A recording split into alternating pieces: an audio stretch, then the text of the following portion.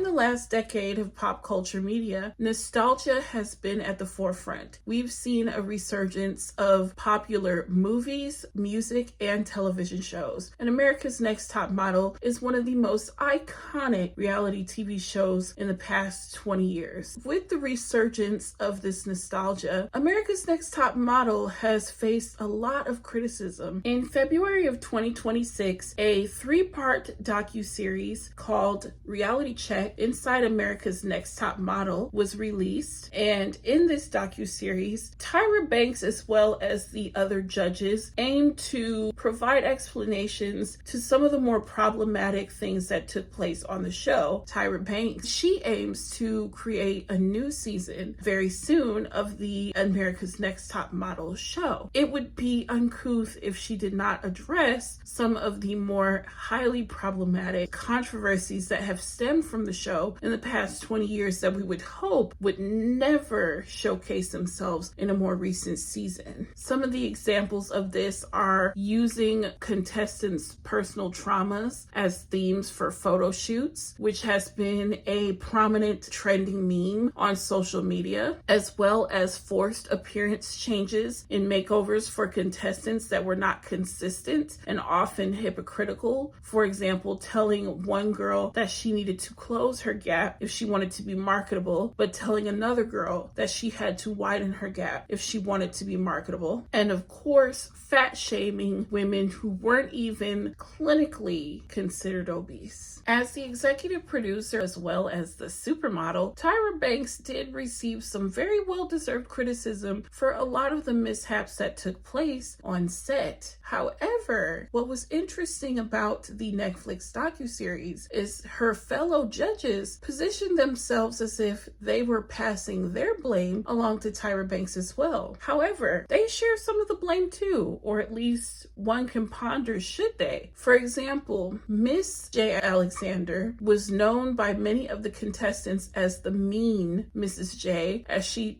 had no problem with belittling and disparaging some of the contestants, as well as going as far as to fat shame them. And Mr. J, who is Jay Manuel, one of the judges and producers for the show, he had creative control over some of the challenges. And one of his iconic and infamous challenges on the show was the infamous race swapping challenge, where he had contestants literally swap races in the name of fashion. He had white models doing blackface, black models doing Asian fishing, and it was overall and all around very problematic. He does take accountability for it in the series, but it seems as though their main positioning in showcasing themselves in said documentary is to push majority of the blame on Miss Tyra Banks. But of course, the standards for media at the time were very different in comparison as to what would be deemed acceptable today. But while Tyra Banks receives the majority and the brunt of the backlash and accountability, one could argue that the judges whose careers benefited and flourished just as much as Tyra Banks did from the show should bear just as much as the blame, because they sat